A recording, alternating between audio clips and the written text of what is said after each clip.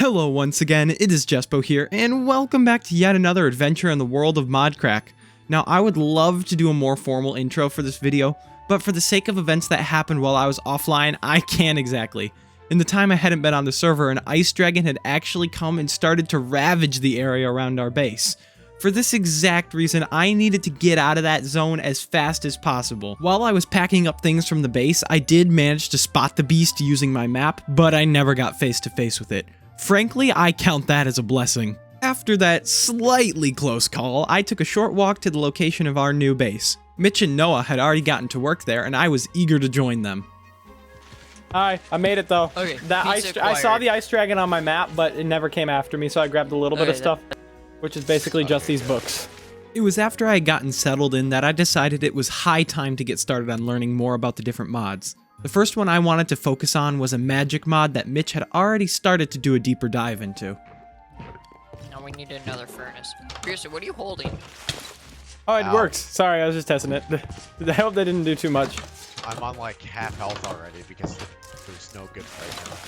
Besides the magic mod, another mod I really wanted to look into was Tinker's Construct. I had heard of it before, but I had never actually had a chance to use the mod myself, so I was ready to investigate it. I went down to the basement of our little house, and from there, I began to attempt to understand it. Now, I will spare you the boring details because this process went on for literal hours, but in the end it wound up with me being able to forge and create the most basic tools.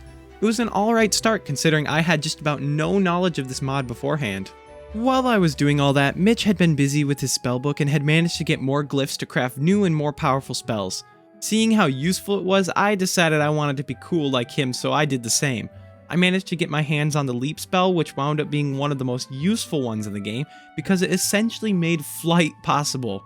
This magic book was turning out to be one of the most overpowered items in the game. After that, it was nothing too interesting, just more work at the forge and such. I made myself a vein hammer, which was a very effective mine tool, but that was about the most interesting thing that happened during this period. Oh, and I also got a rather powerful silver cleaver that worked as a good melee weapon. For the time being, the going was pretty slow. Nothing too major was happening, so I took the time to relax, gather more resources, and do some more forging. Little did I know, though, this was all going to change very quickly. Everything admittedly began to take a horrible twist when a new player named Matthias showed up at our base. He had asked me the day before if he could join our group, and I was more than happy to have him, so he came on over. Now, I don't blame any of the events that were about to happen on him, but his arrival was where things started to go south, so that's the point I'm choosing to start from in telling this story. One final incredibly disappointing note that I'm still frustrated about even to this day, OBS decided it wanted to go on the fritz for only the most interesting portion of this video, so I lost all footage of what was about to happen. Instead, enjoy the audio placed over this dramatic recreation of the events.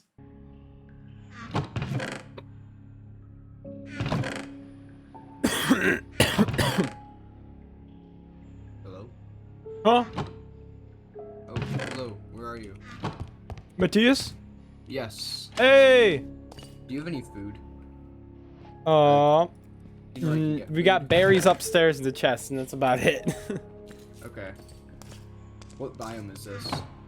Oh, it's a fur clearing. Alright. That means there's probably animals maybe around here.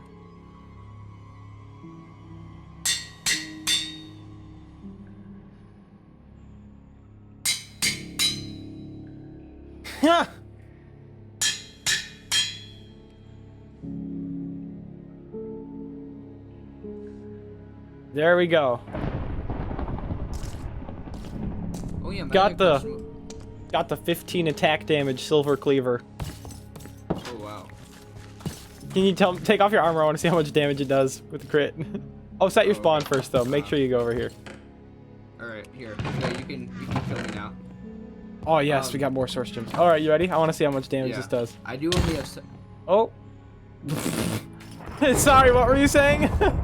I do only have 7 hearts because You chose one of the races. I can tell based on the fact that you're transparent. What one did you choose though? Oh yeah. I chose like the phantom one, so I can just do this. I can just go oop, no, I'm gone. Oh yeah, you're completely invisible. I can go through. Oh, that's the other thing I can do. I can go through walls. Don't you burn in daylight though? Yeah, that is a bad thing. But that's how I got like so rich at the beginning of the game. It's because it basically walking through walls basically acts as an X-ray, and like dungeon raiding is super easy. So I can just like yeah. I can literally just do this, like I can just like go invisible mode, and then I can just like sink into the ground.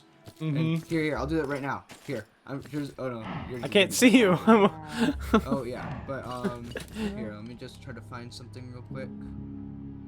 Try to find like a dungeon or something. I'll just go grab the loot. A couple things happened. Yeah. I got some stuff, which is good.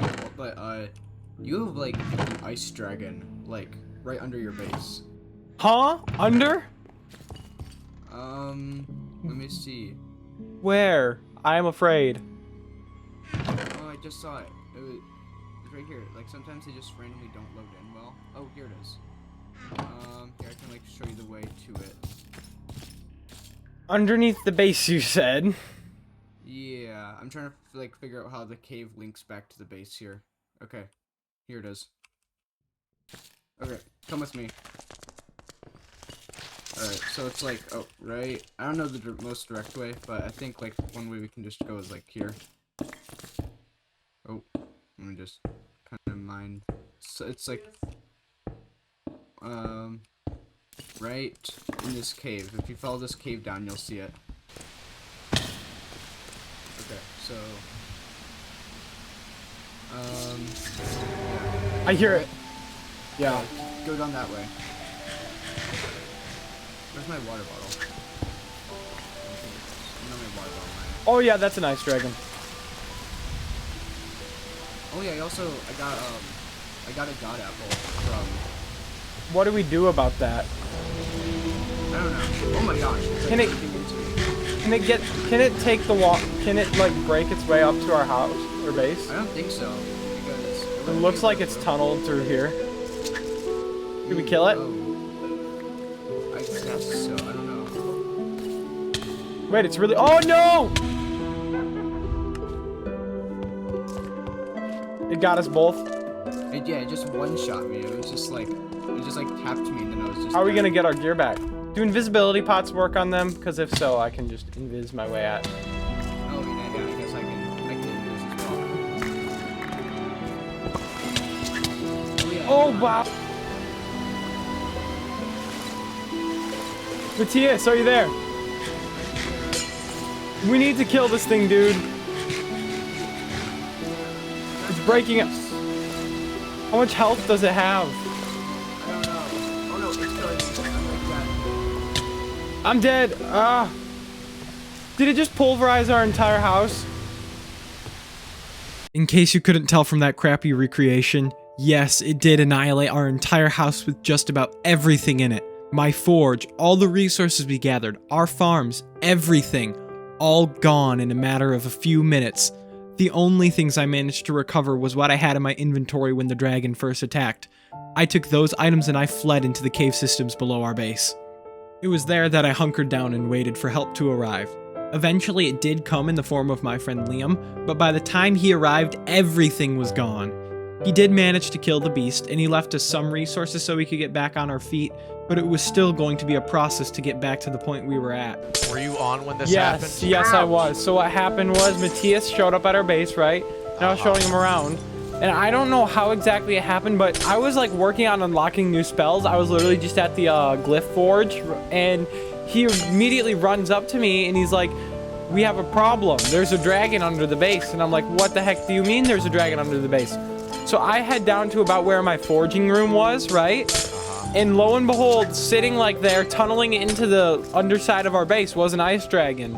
And I tried to fight it, but I couldn't beat it. How long did you stick around here?